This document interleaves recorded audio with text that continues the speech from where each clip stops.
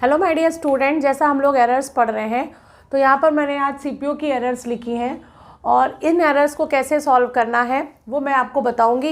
एक तो एरर बताऊंगी प्लस आपको इसके और भी क्वेश्चंस डिस्कस कर दूंगी। इस क्वेश्चंस को देखिए, यहाँ पर लिखा हुआ है the colour of her cheeks is like a rose. अगर इस सेंटेंस को देखो तो यहाँ पर हम दो चीज़ों को कंपेयर कर रहे हैं, उसके गालों का कलर। तो अगर हमने लाइक अ रोज़ किया तो इसका मतलब हो जाएगा कि उसके जो गालों का कलर है वो कलर नहीं है, वो गुलाब जैसा है, बल्कि वो कहना ये चाहता है कि जब कभी भी तुलना या समानता की जाती है तो चीज़ें बराबरी होनी चाहिए। तो यहाँ पर कलर अगर उसके गालों का है तो हमारी जो तुलना है वो उसके गालों से नहीं बल्कि इससे हो रही है और वो कलर है। तो अगर गालों का कलर है तो उधर भी रोज़ का कलर ही होना चाहिए, क्योंकि गाल को हम रोज़ से कर सकते हैं लेकिन गालों के कलर की बात की है तो रोज़ के कलर से करेंगे। मीन्स कि यहाँ पर हमें क्या करना पड़ेगा, लाइक के बाद जाके लगाना पड़ेगा दैट ऑफ। तो जब कभी भी तुलना या समानता की जाती है तो आपको ये हमेशा याद रखना है कि चीज़ें हमेशा इक्विवेलेंट होनी चाहिए। उसके गालों का कलर तो रोज़ का भी कलर होना चाहिए, उसके गाल तो रोज़ हो सकता था, इसलिए यहाँ पर एरर है और हम जाके लाइक के बाद दैट ऑफ करेंगे और सेंटेंस को कंप्लीट करेंगे। दूसरा सेंटेंस इसमें दे रखा है और यहाँ पर देखिए इमेजिनेशन आ गया है।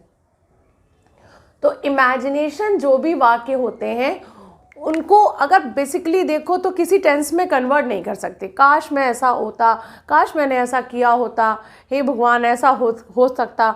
तो ऐसी कंडीशंस पे हम सिर्फ विश करते हैं।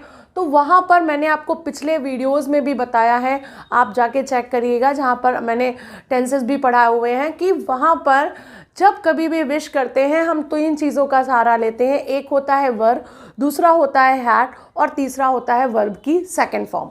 तो यहाँ पर हैव का यूज़ ना करके हैड का यूज़ करना होगा हमें। If I had worked hard then I did.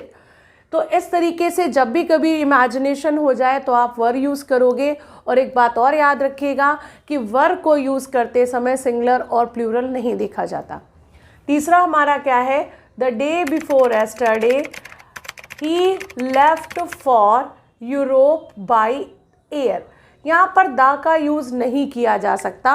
यहाँ पर एयर मीन्स ऑफ साधन है और दा हमेशा उस जगह पर यूज़ किया जाता है जिस चीज़ को हम फुली डिस्क्राइब कर सकें, क्योंकि दा अपने आप में एक डेफिनेट आर्टिकल है और कोई भी डेफिनेट चीज़ हमेशा उस कंडीशन पे आती है जब हमारी नाउन डेफिनेट हो।